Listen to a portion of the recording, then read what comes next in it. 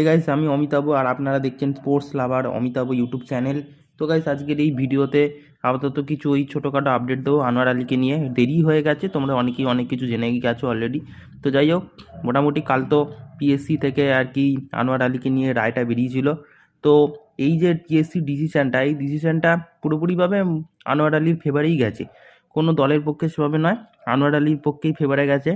তো কারণ Anwar Ali as a একজন প্লেয়ার হিসেবে তার একটা ইচ্ছার দাম থাকতেই পারে, সে কোন দলে খেলবে না খেলবে। কারণ তাকে তো কোনো দল জোর করে আটকে রাখতে পারে না। কোনো প্লেয়ারকে যদি কোনো দল জোর করে আটকে রাখতে চায়, সেটা কখনোই সম্ভব নয়। তো এবার যেহেতু মোহনবাগানের দিকটাও দেখতে হয়েছে, কারণ মোহনবাগানের সাথে আনোয়ার আলীর একটা লিগালি চুক্তিটা ভ্যালিড ছিল। কারণ ফিফার সেই নিয়ম তো এখনও ভারতে চালু হয়নি। তো সেই অনুযায়ী লোন ডিলের যে চুক্তিটা আনোয়ারের সাথে মোহনবাগানের, সেটা কিন্তু একদম ভ্যালিড ছিল। তো সেই জন্যে মোহনবাগানও কিন্তু আনোয়ার আলীকে একেবারেই ছাড়তে নারাজ। কিন্তু ওইদিকে আনোয়ার আলীও কিন্তু বলে দিচ্ছে যে আনোয়ার আলী সেই ইস্ট বেঙ্গলের প্লেয়ার, কারণ আনোয়ার আলী কিন্তু ইস্ট বেঙ্গলের নাকি প্রি কন্ট্রাক্টে এরকম সাইন করেই রেখেছে। তো এগুলো তো মোটামুটি শোনাই গেছে। তো মোহনবাগান কিন্তু তারা কিন্তু ছেড়ে দিতে রাজি হচ্ছে, কারণ আনোয়ার আলী যখন খেলতে চাইছে না, তো সেক্ষেত্রে মোহনবাগানেরও কিছু করার নেই যে আনোয়ার আলীকে জোর করে ধরে রাখার। তো মোহনবাগান যদি ছাড়তে চায়, তো সেক্ষেত্রে মোহনবাগানের কিছু কিছু শর্ত আছে, যে শর্তগুলো মানলে হয়ে যাবে। কারণ মোহনবাগান যদি এনওসি দেয়, তাহলেই আনোয়ার আলী চলে যাবে। তো মোহনবাগানও কন্ডিশন দিয়েছে যে এনওসি তারা দেবে, কিন্তু তার জন্য আনোয়ারকে বড় টাকার একটা ক্ষতিপূরণ দিতে হবে। সেটা 20 কোটি টাকার মতো শোনা যাচ্ছে। কেউ বলছে 20, কেউ বলছে 15, আবার হিসেব নিকেশ করে নাকি দেখা গেছে ওটা 13 কোটি। তো যাই হোক, যেটাই হোক, অ্যামাউন্টটা অনেক বড়। এবার এই অ্যামাউন্টটা আনোয়ার আলী নিজের পকেট থেকে দেবে, নাকি আনোয়ার, দিল্লি আর ইস্টবেঙ্গল তিনজনে মিলে দেবে কিনা মোহনবাগানকে, সেটা আলাদা বিষয়। যাই হোক, মোহনবাগান তো বলেছে যে তারা তাদের ক্ষতিপূরণ পেয়ে গেলে, কারণ মোহনবাগান তাকে অনেক টাকার ট্রান্সফার ফিস দিয়ে আনোয়ার আলীকে একটা চুক্তিতে এনেছিল, প্রায় 5 বছরের মতো একটা দীর্ঘমেয়াদী চুক্তিতে এনেছিল অনেক টাকার। তো সেখানে এরকম হুট করে আনোয়ার আলী যেরকম কন্ট্রাক্টটা ব্রেক করে চলে গেল, তো সেক্ষেত্রে মোহনবাগানের তো সত্যি একটা লস হয়ে গেল। কারণ মোহনবাগানের এই মুহূর্তে ভারতীয় কোনো ভালো ডিফেন্ডার নেই আনোয়ারের মতো, যে টিমকে পেছন থেকে লিড করবে।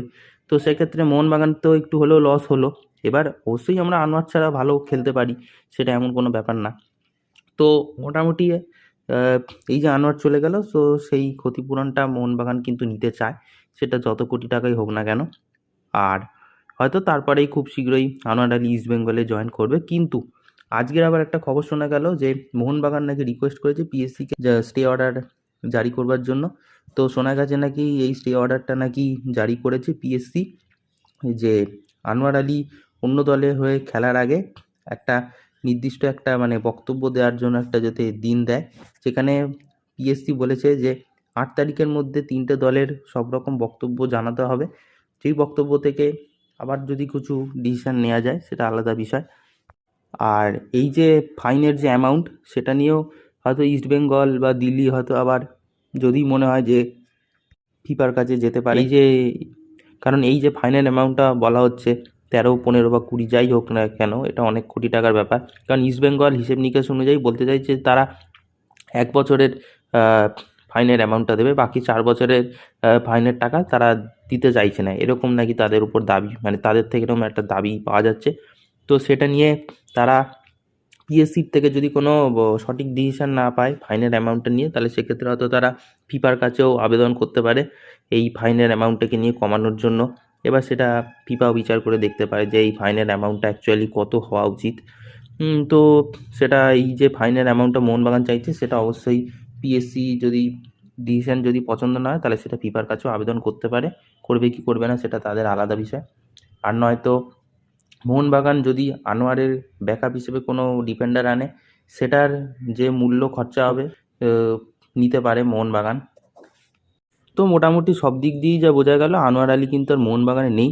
আনোয়ার আলীকে ছাড়াই এবার প্ল্যান করতে হবে। তো এবার আনোয়ার আলীর বিকল্প হিসেবে কে আসতে পারে? তো আমি অবশ্যই চাইবো প্রীতম কোটাল আসুক, কারণ অপশান আছে। এবার আসবেই কিনা এমন কোনো কথা নয়, কারণ অলরেডি আমি শুনেছিলাম যে প্রীতম কোটালের সাথে তখন অ্যাডভান্স লেভেলের কথাবার্তা হচ্ছিল। আর কেরালার প্ল্যানিংয়েও নাকি সেভাবে প্রীতম কোটালকে নাকি রাখতে চাইছিল না। তো এরকম অনেক খবর টবর শুনেছিলাম। আর ঘরের ছেলেকে যদি ঘরে ফেরানো যেত, ব্যাপারটা খুব ভালো হতো। তো যদি হয় তাহলে আনোয়ারের ব্যাকআপ অপশান হিসেবে কিন্তু প্রীতম কোটাল অবশ্যই ভালো অপশান। তো দেখা যাক কী হয়। তো এই ছিল আপডেট। এরকম আরও আপডেট পাওয়ার জন্য অবশ্যই চ্যানেলটাকে সাবস্ক্রাইব করে বেল আইকন অল করে রাখো। তো দেখা হচ্ছে পরের ভিডিও।